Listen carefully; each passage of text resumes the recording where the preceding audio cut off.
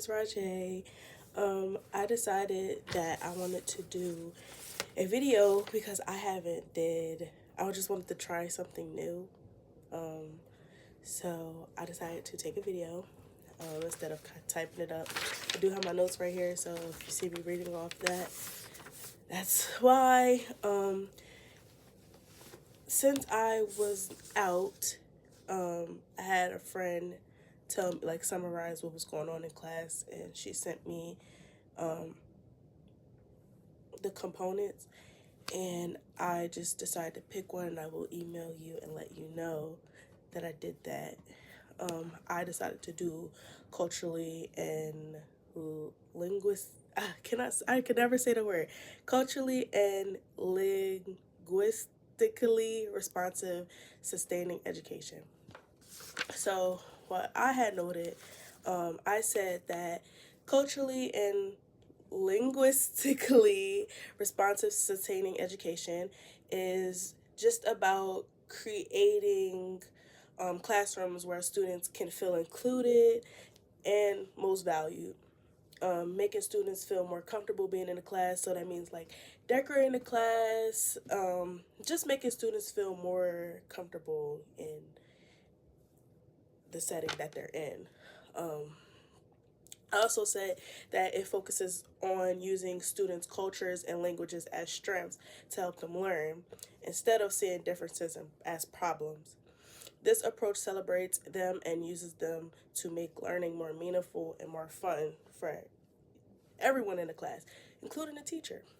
I said this type of teaching encourages teachers to include students in their home languages or their cultural traditions and lessons. For example, teachers can read stories that reflect their students' cultures or connect lessons to their things that their students experience at home, or in their communities. This makes learning easier to understand and to help students feel like they belong in the classroom. So, connecting, me personally, when my old teachers used to make connections to like other students that I had in my classroom that was from another culture. Like, making connections just makes everything and everybody feel comfortable.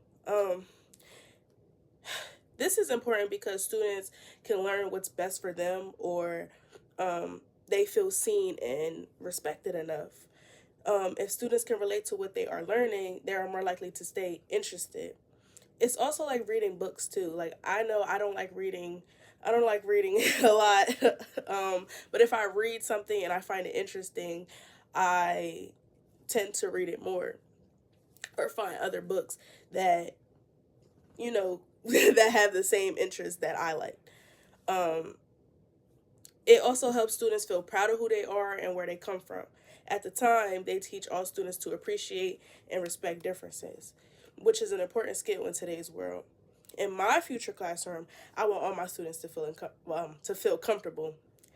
Having different cultures on the wall, having different languages put up. Me also being an educator, learning different languages.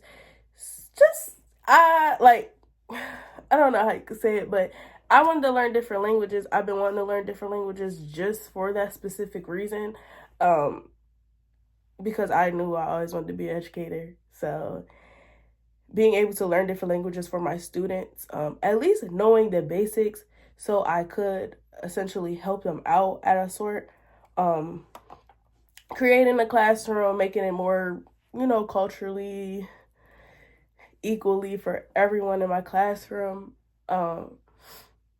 having color-coded stuff, or not even color-coded, just having a lot of colors, like, depending on how my students are just reading them and stuff like that, that will determine on how my classroom will be. I like colorful stuff. I like upbeat stuff. I'm a bubbly type of person. So based off my mood and based off my personality and my students, that's how I'll essentially try to make my classroom.